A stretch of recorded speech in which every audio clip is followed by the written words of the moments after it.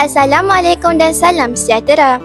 Pada 21 April 2025, SMK Jalan Raya telah mengadakan majlis peluncuran 3K yang menggabungkan 3 elemen iaitu keselamatan, kesihatan dan kebersihan. Program bebas dengki di sekolah PBDS, pemakaian rencana jalur gemilang, Hari Nilam Selangor Hanis dan pembukaran nilam peringkat sekolah. Jom bersama saya Anis Liana untuk liputan majlis. Sebagai inisiatif memperkasa mohon doa agar majlis Alhamdulillah segala usaha guru-guru kami untuk mendidik kami. Akan menjadi murid. Bismillahirrahmanirrahim. Assalamualaikum warahmatullahi wabarakatuh. Kita berjanji melanjutkan program ini demi kepentingan warga sekolah.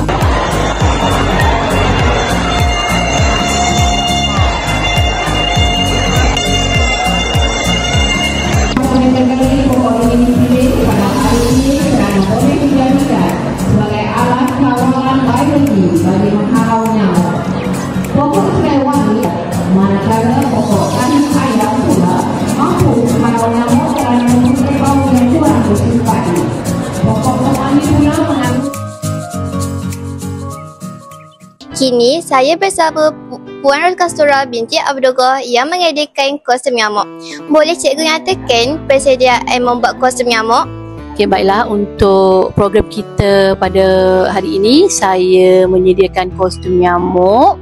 Jadi kostum nyamuk ni saya buat bersama dengan beberapa orang guru pelatih, dan kostum nyamuk ini kami sama-sama buat menggunakan bahan-bahan yang terpakai sahaja.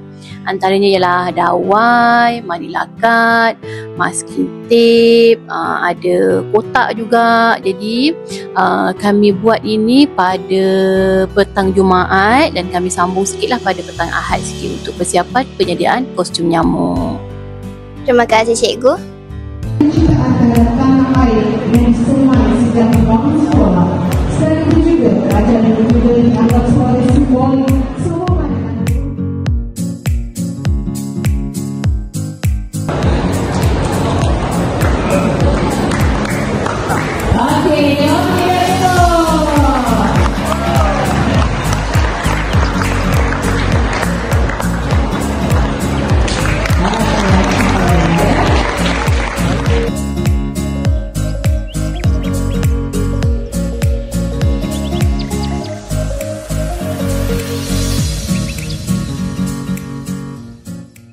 Bersama saya ialah Puan Nur Aisyah binti Sa'ai, pengelaras nilam sesi pagi.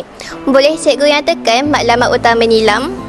Matlamat utama nilam atau nadi ilmu amalan membaca ialah untuk menyemai sikap membaca dalam kalangan murid. Diharapkan program ini dapat memupuk semangat untuk membaca dan mencintai ilmu. Terima kasih cikgu.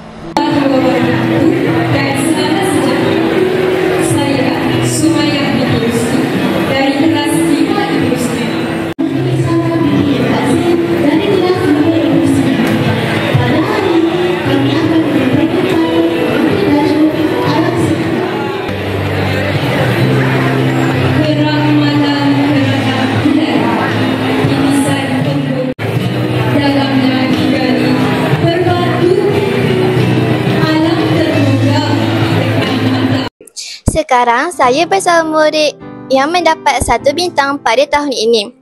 Apa nasihat anda kepada murid lain supaya mereka juga turut mendapat 1 bintang? Nasihat saya ialah jangan hanya membaca buku tetapi buatlah catatan di dalam buku nilam dan atau membuat perekodan dalam portal pusat sumber. Terima kasih.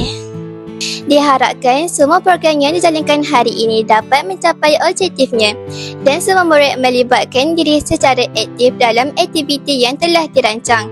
Sekian sahaja liputan untuk kali ini. Assalamualaikum.